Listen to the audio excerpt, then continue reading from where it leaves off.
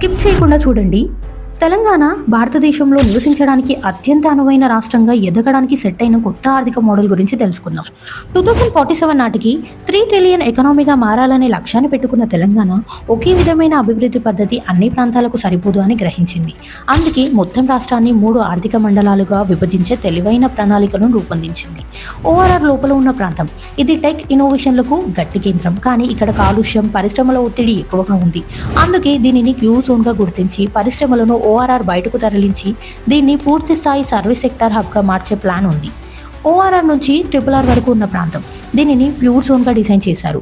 ఇది భవిష్యత్తులో manufacturing hub అవుతుంది. హైవేలు, bullet trains, pan India connectivity ఇవన్నీ ఈ బెల్ట్కు భారీగా డెవలప్ చేయబడుతున్నాయి.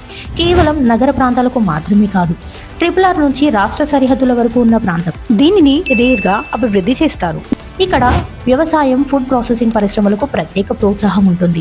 ఇలా 3 లేయర్లలో బ్యాలెన్స్డ్ డెవలప్మెంట్ చేసి నగర, పట్టణ, గ్రామీణ ప్రాంతాలన్నిటికీ ఒకేసారి ముందుకు తీసుకెళ్లే విధంగా ప్రణాళిక సిద్ధమైంది.